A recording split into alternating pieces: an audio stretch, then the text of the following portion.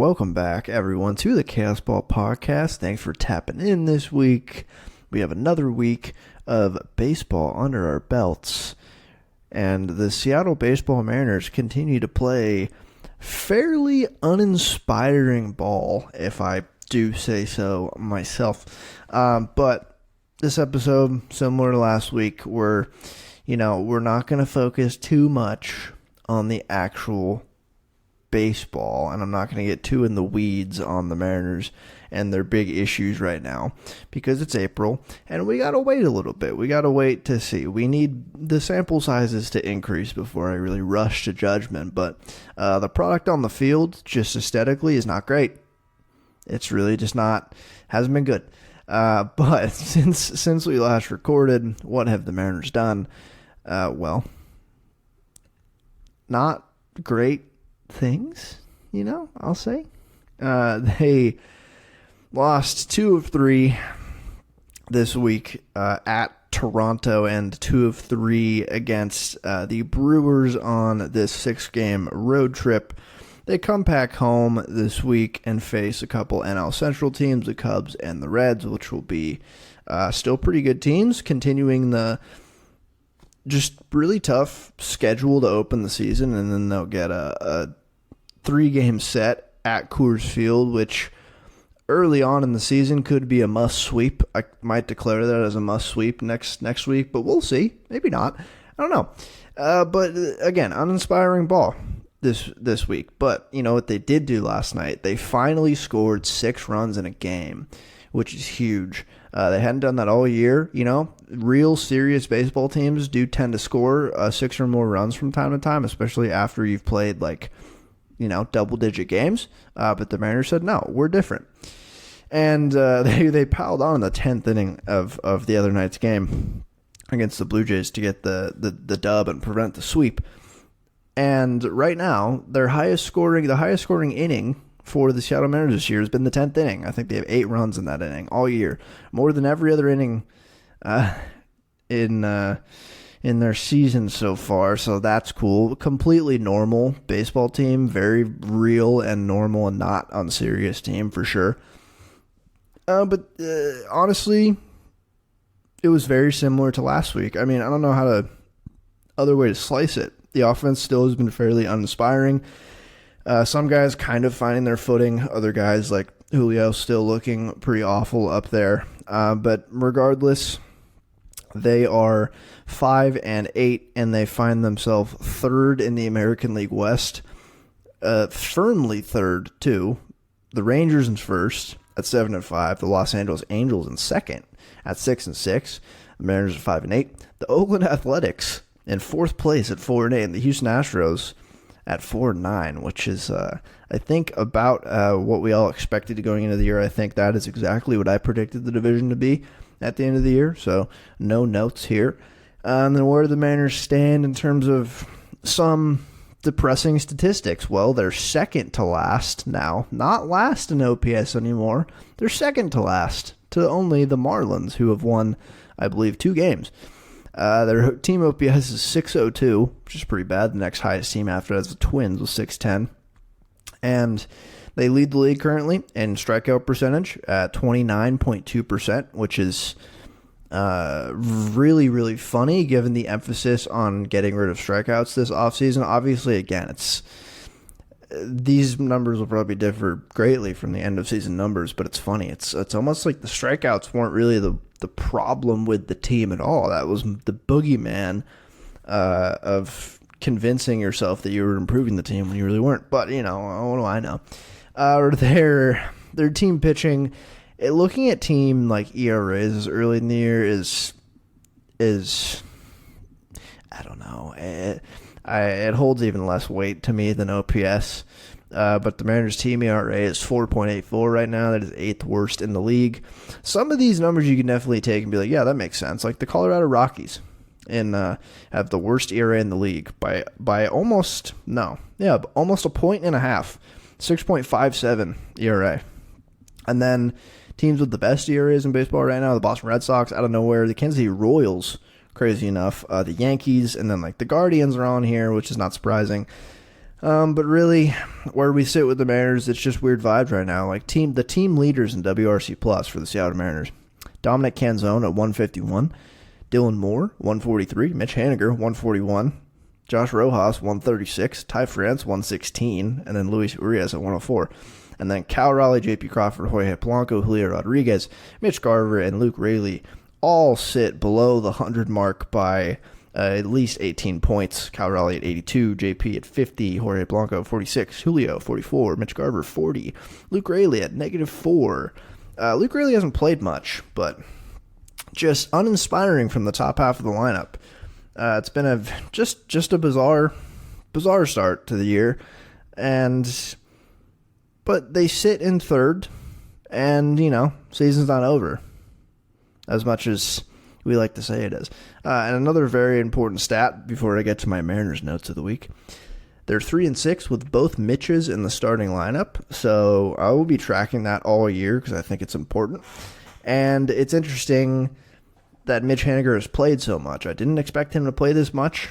I think I talked in my preview. I expected more of a platoony situation, and so far he's been hitting and looking pretty good up there. So I think they're just rolling with who's looking good right now, and I don't necessarily dislike that. But 3-6 with both Mitches in the lineup. That's not great. The team's also 5-8, so it's kind of representative where the team's at.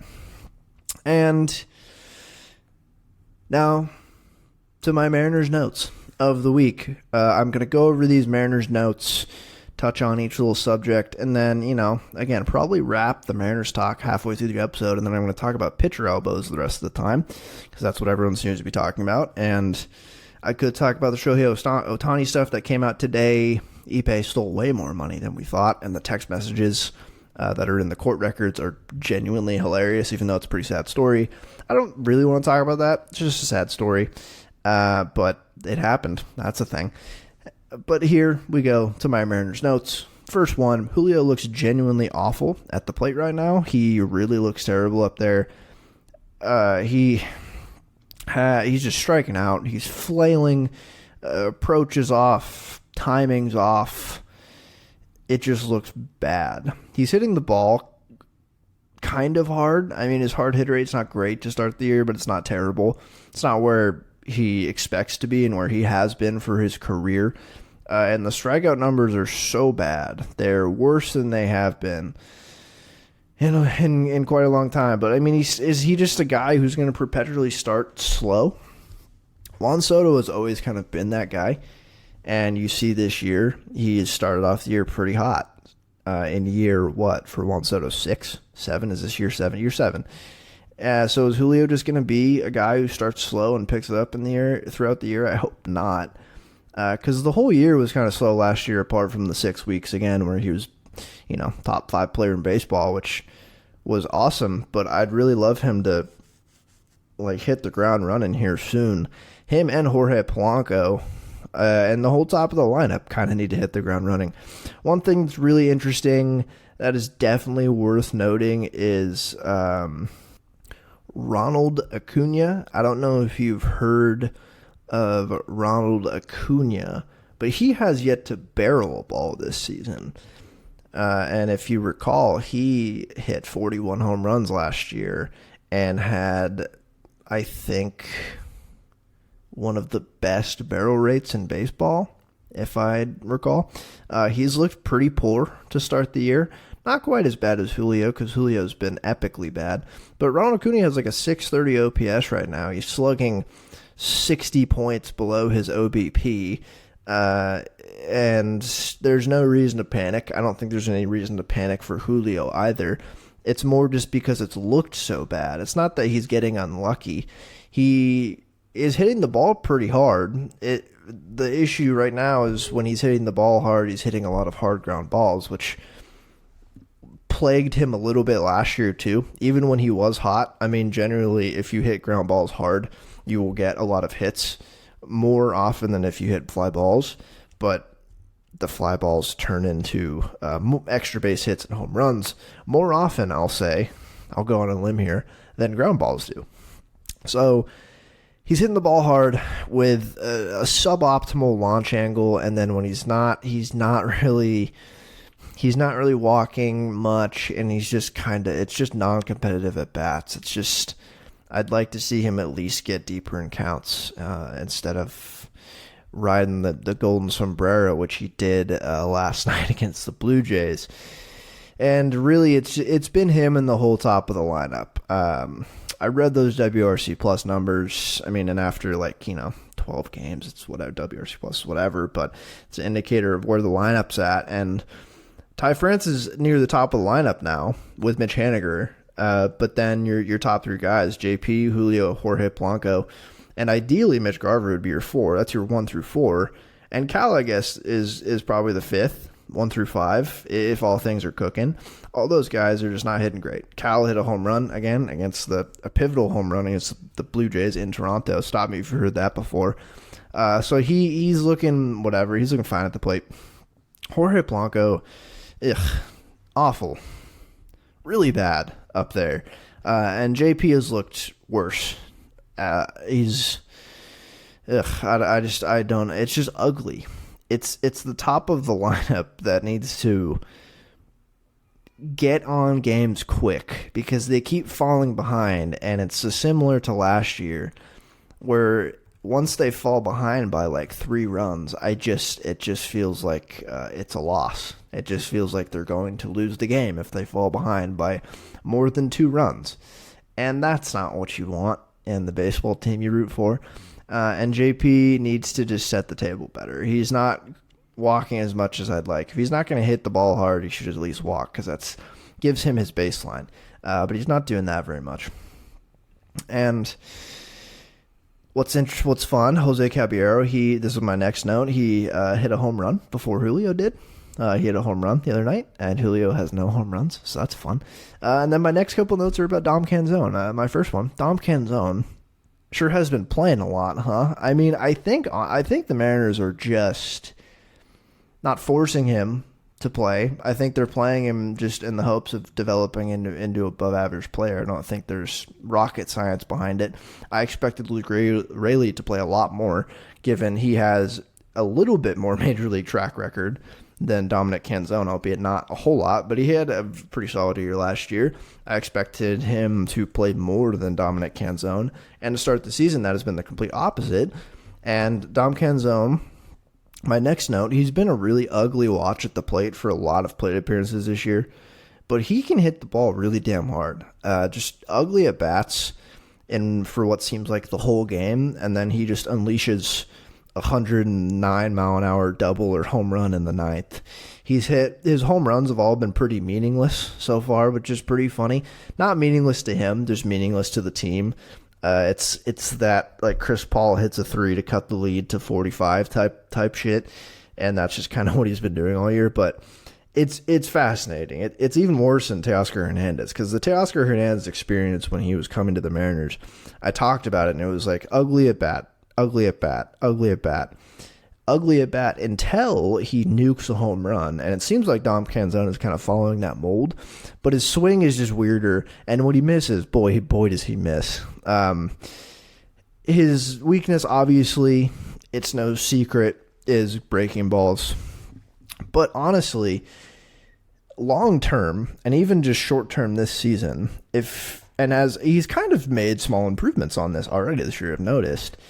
If he can just kind of spit on the breaking balls, if he can just lay them off, even if they're in the zone, if he can recognize the sweeper, the curveball, the slider is coming, and just lay it off and just sit fastball in the zone, he can do so much damage on those. I will live with a 30% strikeout rate from him, which is roughly where he's at right now.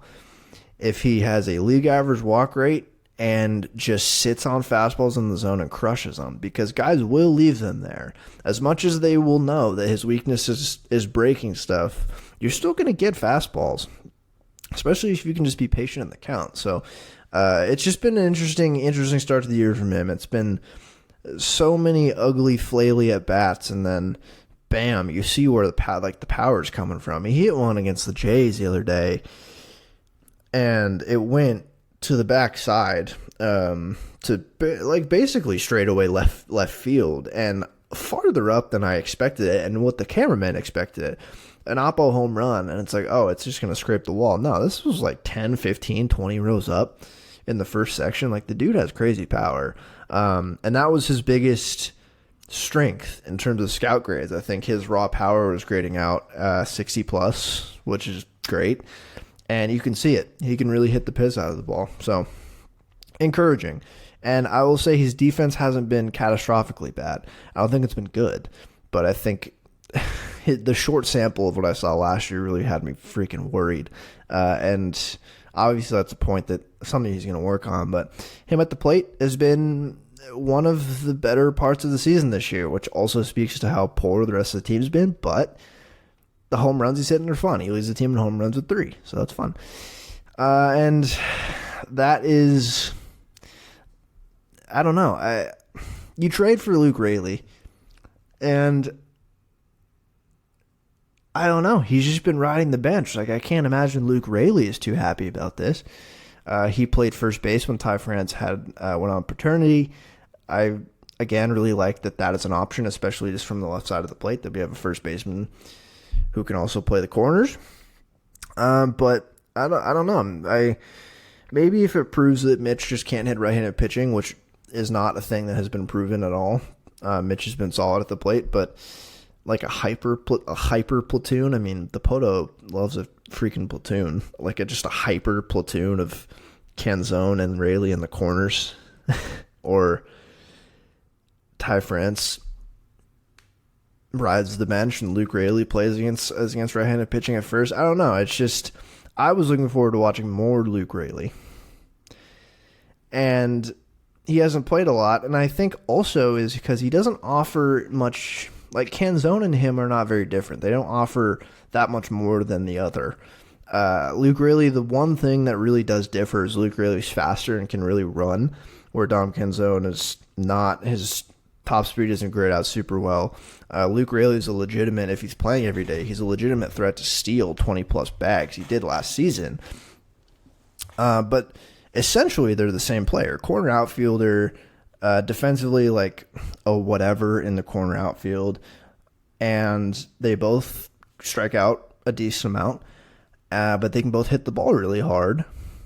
So, again, it doesn't seem like optimal team building. I feel like I said that a lot in the offseason and the preview episode. It's not the most optimal team building. And this just seems like a wasted roster spot, but I don't think Luke Raley deserves to be like sent down to AAA or anything. And with the way Canzone is playing, he deserves to stay up right now too.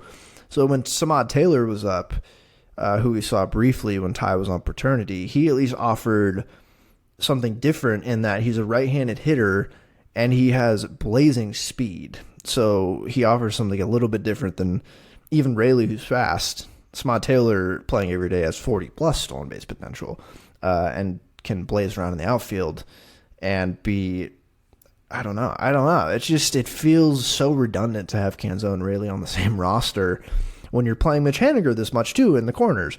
You know, I don't know. It's just interesting. But it seems like if Canzone keeps hitting the way he's hitting, I don't see it where Raley would get more reps unless Mitch really starts to hit a cold streak out there, or they do want to do the hyper platoon. I don't know. It just feels redundant to have both those guys on the roster, but we'll see how it plays out. Again, it's only been 13 games, 12 games, 13 games. What are they, 5-8? That's 13. Yeah. Next note. The Mariners pitchers have been relatively unscathed from the rash of elbow injuries we've seen in April. I'll say major injuries, I will say, because like Wu and Brash and Santos are hurt. They're all trending in the right direction, and Santos isn't even an elbow problem, like big time knock on wood hours there. But their stars have been fairly unscathed by this so far, which is a good thing. I noted that down.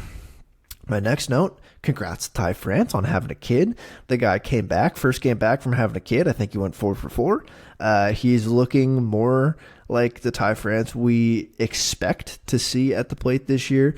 It's been really nice. I will not rest on my laurels yet until the season's over.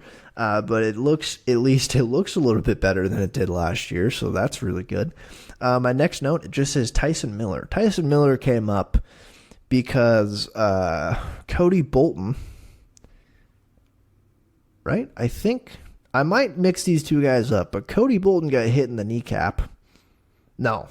Cody Bolton has kidney stones, I think, and is on the IL. And Colin Snyder got hit in the kneecap with a baseball and is on the IL. So they called up two guys. One guy with I don't know how to say his name still. It's like a Dutch name. De Guat. No, I'm not even going to say it. You know who I'm talking about. His stuff looked pretty nasty. It looks like a very much modern reliever that the Mariners picked up because he has crazy good stuff. Just one of those guys. And then Tyson Miller, who has bounced around the league a little bit. And I talked about a little in my preview as a potential Paul Sewald just because the release point is so similar and they pitch so similarly. And he looked really interesting in what we saw from him. I think he's going to be one of those guys who, more than just a prototypical guy who comes up and throws a 98 mile an hour sinker with a sweeper that runs a lot, he's going to offer something different. I think that's so valuable in today's game. That's why Paul Sewald works. That's why there's a lot of relievers who offer a funk, and I don't think that's ever going to die in baseball, but it's especially something that I think can thrive in baseball right now because you see this glut of guys trying to throw as hard as they possibly can, right? And you get a guy like Tyson Miller who looks like Paul Sewald, who doesn't throw very hard, but he has a funky arm angle and an arm slot, and he plays his fastball and like his sweeper slider really well, and it just comes into the batters at a weird angle. It's just the funk meter goes up when he comes in the game, and it was really fun to see him pitch. I like a funky reliever, and again, especially in today's day and age, it offers something very different. It's like why Taylor Saucedo kind of works too. He's funky, he doesn't throw super hard, but he mixes his pitches well and has that kind of sidearmy, whippy, lefty delivery, and it can work. It can work, and I think it also protects your arm. I can guarantee you, Matt Brash is on the IL right now with elbow problems. Why? The guy throws one of the spinniest, most violent sliders in the game with high 90s fastball. Why has Paul Sewald been fairly healthy? He doesn't throw very hard, and he's being funky up there. It's just different, and it preserves your arm a little bit. So I want to talk about Tyson Miller. Really interesting to see him pitch. I'm looking forward to watching more of him this year. And it just seems like they have, from the pile of relief pitchers, they have a lot of good options, which we all expected, but it's good to see it kind of playing out. My next note. This team isn't very good at hitting pitches in the middle of the plate. This came about last year. And, it really pisses me off. It really does. It's one thing if they're striking out at an almost 30% clip as a team, which is bad. But if they were hammering pitches that were in the meat of the zone, I wouldn't be as mad.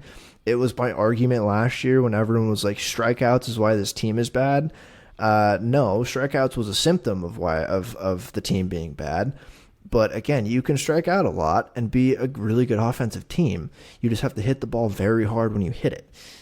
And they're still not really doing that. They just leave pitches in the middle of the zone. I don't know what they're doing. I don't understand it. It really pisses me off. I understand you can get fooled sometimes, but every time it just do some damage on pitches in the middle of the plate. I'm still would like to call for an investigation on what Teoscar Hernandez said after he left the M's and said he couldn't see really hitting, so couldn't see well in Seattle hitting. I would like that investigated by the league, please, or by the Mariners at the very least, because I don't have any numbers to support this, but I feel like they miss and or don't swing at pitches in the middle of the zone more when they're playing at home. This is very hypothetical. It just feels like that to me, and I could be wrong, but it really angers me, particularly Julio. When Julio leaves a fastball middle, I want to pull my hair out because I know he can hit that thing 115 miles an hour out of T-Mobile Park to left field. I know he can hit that ball really hard and really far. And I would almost rather Julio strike out more not swinging, but on pitches on the edge of the zone. I feel like I just need him to take a break from swinging at sweepers. And I know it's hard. I'm not a major league ball player. I see the overlays from Pitching Ninja. I understand how hard it can be when you think something's in the middle of the zone and it's not. But the man it's his third year, and I'm going to need him to take a break from swinging at breaking pitches and just wait for a fastball in the middle of the plate and hit the shit out of it. I just need him to do that for me because him, of all people, is the one that can do the most damage on those pitches. And when he's leaving them in the middle of the plate, particularly fastballs, it angers me. It really gets my goat. And yeah, my next note after this is what I just said. I forgot I even noted this down. I wouldn't care as much about the chasing if they actually did a lot of damage on pitches in the middle of the plate. I will live with chasing. If they're going to chase, they're going to chase. It's the era of chasing. Shout out to O.J. Simpson. But they got to do damage on these pitches in the middle of the plate. Ty France, again, that was his big, awful thing last year that I didn't think he'd be quite as bad at this year. He's definitely missed some in the middle of the plate, some that need to be deposited over the fence. But everyone has, and I'm going to need to, they need to do more damage on these pitches. That's like the minimum that they need to do.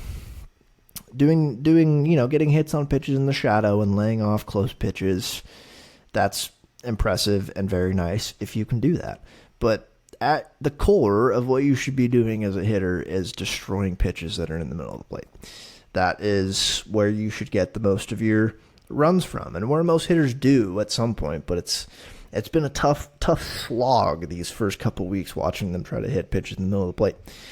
And that's it for my Mariners notes. Really, it's just, again, more of the same from last season and from last week. Again, April matters statistically. The stats matter.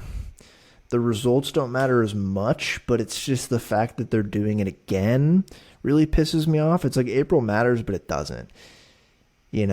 Like, it doesn't matter if you really struggle in April because you can make adjustments as an individual. You can make adjustments and you can really hit the ground running in May, and like your end of season numbers won't be too affected if you had a poor month of April and then good months after that. But if they keep losing games, they're going to have to dig themselves out of the hole again. This is what failed them last season. They got really hot and fell short. They followed their almost the exact same mold as the season prior, and they barely squeaked into the playoffs the season prior in 2022. And in 2023, they didn't do enough. And it's because they've fucked around hovering 2 games below or above 500 until the late July, and then went on that run again. And I don't want it to happen. The runs in August and September of being the hottest team in baseball and climbing the standings, it's fun.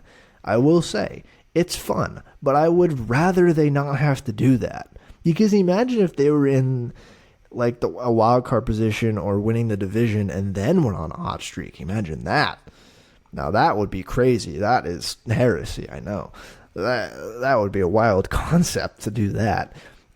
So April matters and doesn't matter. If they're just going to dig themselves a hole and start this slow again, it's just going to be a tough, long season. I think it's going to be anyway. It's just so suboptimal. But I'm done. I'm done talking about the Mariners. Now we're going to talk about pitchers' elbows and how they're exploding left and right in April and why it's absolutely 100% the pitch clock. No, I'm just kidding. But everyone's talking about this, and I'll talk about it. I've been texting my brothers about it. If y'all are listening, hello. Texting back and forth about ideas. How do we fix this? What's the problem? And the problem is that it's 100 problems at once, and there's not a clear solution. The solution is emblematic of the problem itself, where I think the solution is doing a lot of different things. The problem is a lot of different things causing these injuries.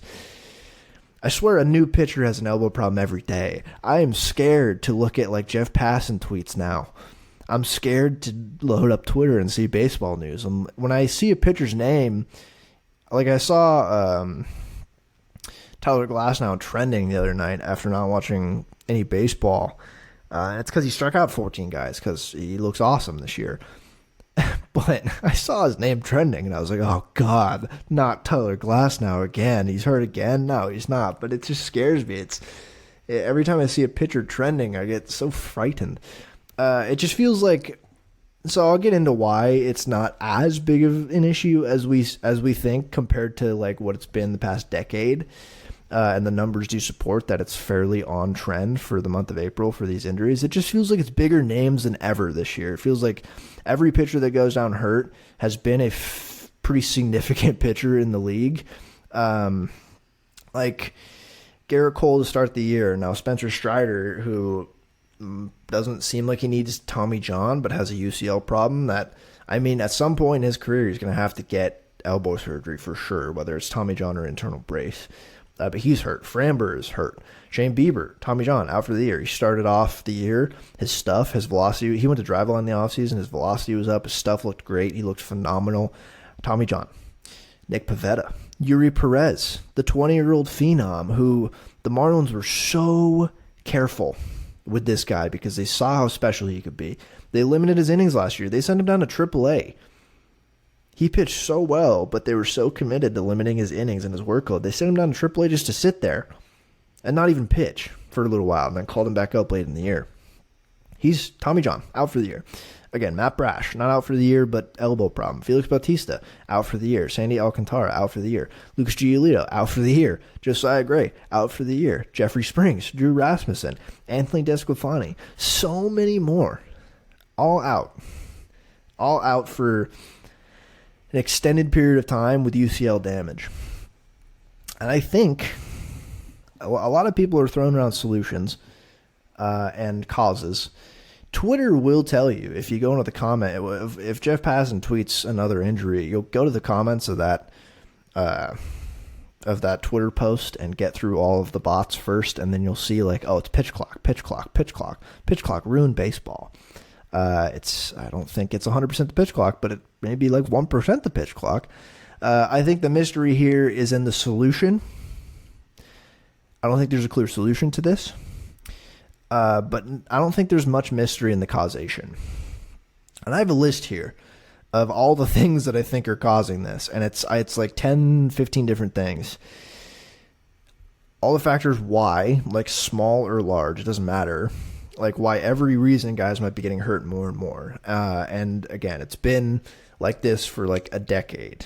The real big shift started, I want to say like 2011, 2012, and then it really ramped up in like 2014, 2015, and it's been bad since of pitcher injuries.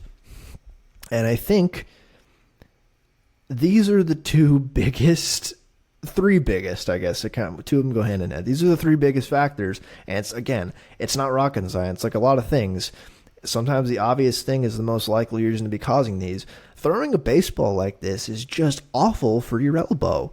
No matter the velocity, like humans are meant to throw things, but like not like this. This is completely unnatural. It's terrible for your elbow, and you don't even need to throw that hard. You just need to throw enough for it to kill your elbow and your UCL. I think that's the biggest reason, obviously. And then emphasis recently on maximizing velocity and spin, and how we've tied like financial gain in the sport to maximum velocity and spin. I think those two things, the throwing a baseball is terrible for your arm in general, and then the increased emphasis on throwing as hard as you can, spinning the ball as much as you can, and getting as much movement as you can to be nasty.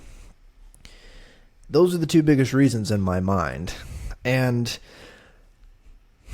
it's my problem with the emphasis on velocity and spin is like yes, it's very advantageous to throw harder, because generally if you throw harder, you get guys out more.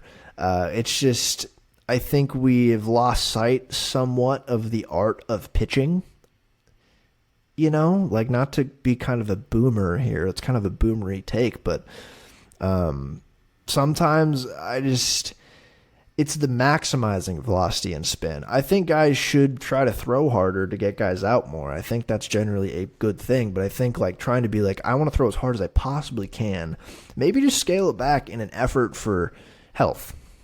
But unfortunately, I think the financial aspect of trying to throw as hard as it's snowballed into like the financial aspect goes all the way to like middle school and getting into showcases and high school and getting into like colleges. And that all leads to, a higher, like getting higher velocity in high school will lead to you getting either drafted higher with a higher signing bonus or getting to a better school where they can develop your pitching better and make you throw harder so that you can get a higher signing bonus when you get drafted out of that school.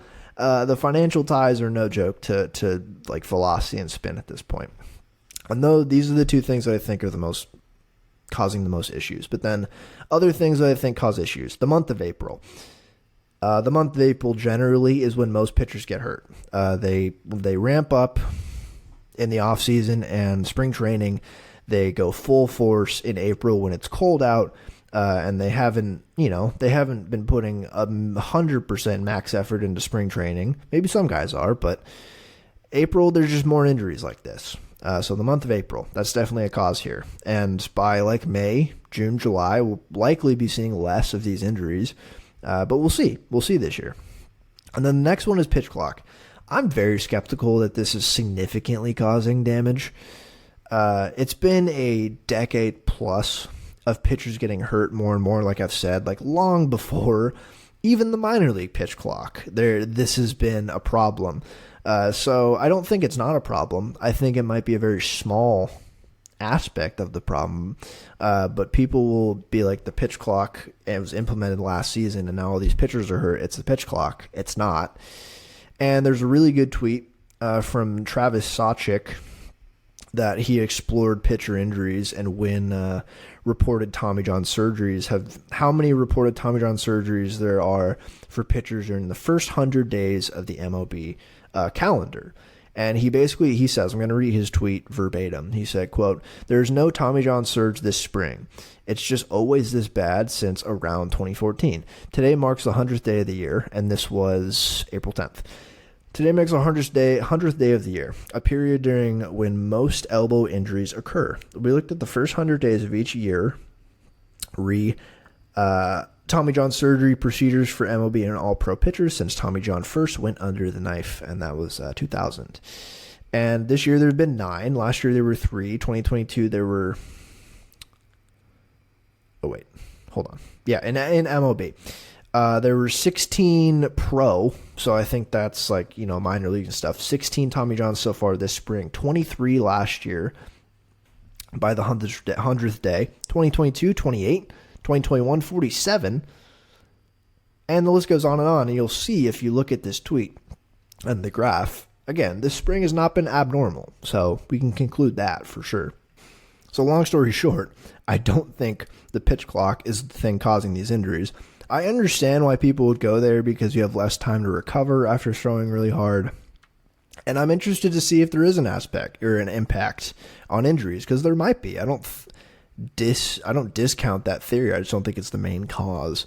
I do think MLB shouldn't have increased it again after last season. I think they, I guess decreased the time in between pitches, I should say. I think by like 2 seconds going into this season. I think they should have had more research done before doing that of how the pitch clock was affecting guys at the major league level, because you can study the effects on like what it's done to the minor leagues since they've implemented it a few years ago, but the minor leagues are different than the major leagues. I mean, surprise, surprise, like guys are throwing harder and with more spin and stuff in the major leagues. So them just increasing it, seeing it helped baseball, and then just automatically being like, okay, let's decrease it. Let's make it 2 seconds faster. I think they should have given it a few years to do some significant studies before really increasing it or ramping it up again.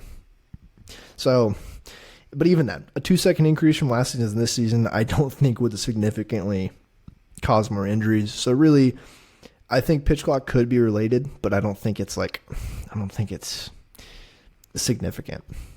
Another thing that could be causing these, the off season, guys' off seasons are just different than they ever have been. I think guys are throwing a lot more, like pitching a lot more in the off season than they did before. Like the off season hits, and some guys are going to the Dominican to play winter ball, and going into a pitching lab, like going to drive line to increase their velocity and throwing max effort all off season. I think that is probably definitely a big part of this too. Another one, I think this is where a big solution lies in youth development. As I said, the emphasis on velocity and spin should not be like emphasized this much at a young age. I don't think even before college, even in high school, I don't think guys should be trying to throw as hard as they can. I think they should be working on their pitches and like thinking about pitching, but not blowing their arm out. And I think youth development is where a solution could lie. I think youth development is where honestly most of these problems begin. I think this could be the biggest factor of all, is throwing hard at a young age. So I don't know how MLB would help this, but I think culturally in baseball, I think there just needs to be a shift from teaching your kid, like there was always that. I remember my dad telling me I couldn't throw a curveball before I was like 13 because it ruined my elbow. And it turns out it's not that much worse for your elbow. It's more trying to throw a fastball as hard as you possibly can when you're that young anyway. That is really bad for your elbow. I think there just needs to be a cultural shift in how we look at young pitchers and how we develop them. I think that's where one of the big solutions can lie. Another thing, like I kind of mentioned, pitching labs, like what Verlander just talked about this at length, which is really good.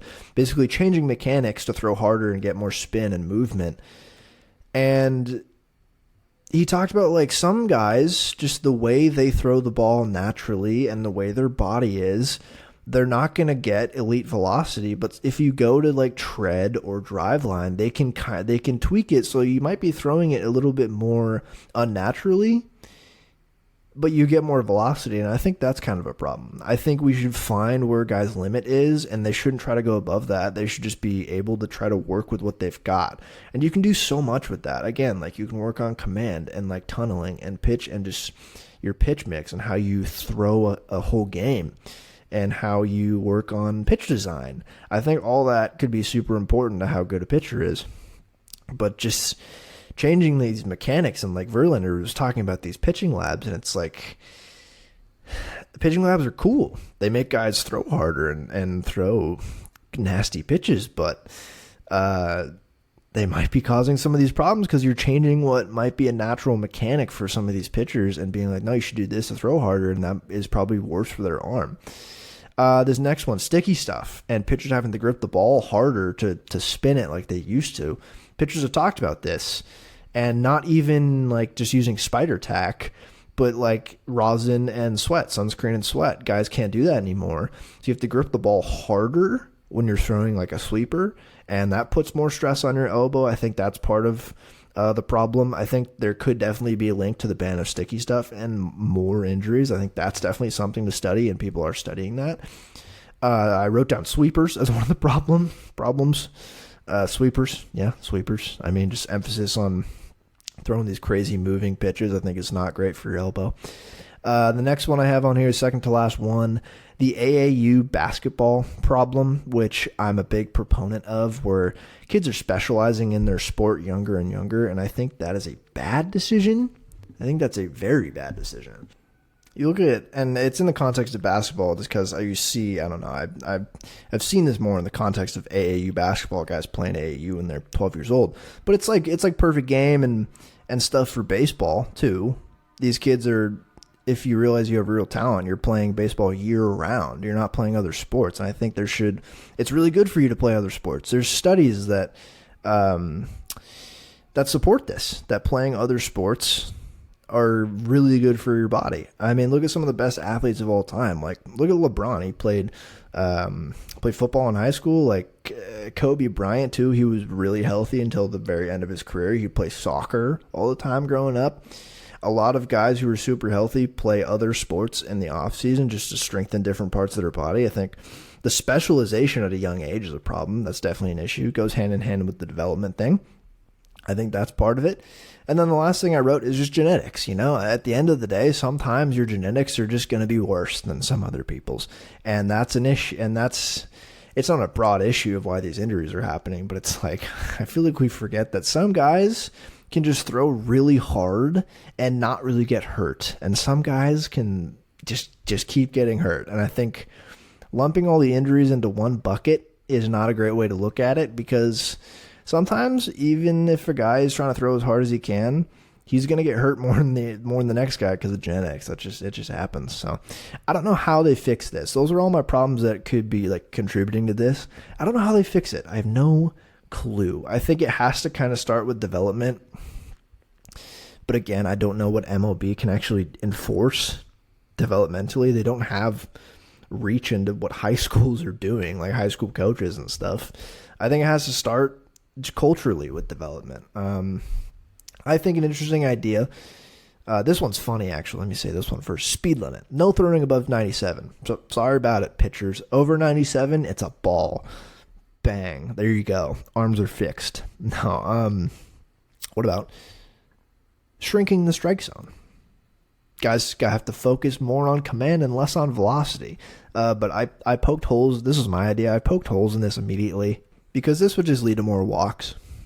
And that's not really fun. I think we want lower strikeout rates and more balls in play, not more walks necessarily for excitement.